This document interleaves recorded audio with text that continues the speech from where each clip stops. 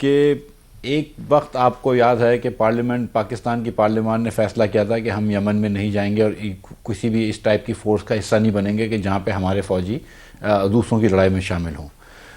ये एकदम फैसला हमारा अटल है और कोई भी ये नहीं सोचना चाहिए कि जनरल राहील को लेकर फिर वो कुछ रिटायर्ड अफसरों को लेकर और कुछ करके, और जैसे कि जनरल अमजद फरमा रहे हैं कि एक ईरान की बारी आएगी फिर एक टर्की की बारी आएगी, तो पाकिस्तान तो इस फौज में शामिल नहीं है। जनरल राहील अगर जाएंगे तो वो फर्द वाहिद की हैसियत से जाएंगे, पाकिस्तान इसमें शामिल नहीं है। तो हम नहीं ढूंढ रहे कि हर चौथी बारी पाकिस्तानी की आनी चाहिए, क्योंकि ना इस हुकूमत ने ना इस पार्लियामान ने फैसला किया इस फौज के साथ हिस्से लेने में।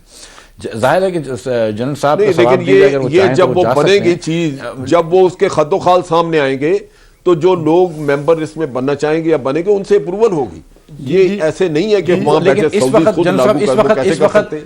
इस वक्त पाकिस्तान की पार्लियामान ने यह फैसला किया है कि हम इसमें हिस्सा नहीं ले रहे। बाद में वो कभी भी कुछ फैसला हो सकता है, हुकूमत ने क्लियरेंस देनी है। इस वक्त कोई भी, आपने निजामी साहब आपने फरमाया था कि कोई लीगल रिस्ट्रिक्शन है, तो कोई लीगल रिस्ट्रिक्शन तो नहीं है। हमारे यहाँ कोई वो तो नहीं है कि आप हुकूमत छोड़ने के 3 साल या 4 साल तक नहीं कर सकते। और ये बात तो जनरल साहब की बड़ी सही है, बड़ी ऑनर की बात है पाकिस्तानी के लिए कि हमारे 2 साल तक आप मेरा नहीं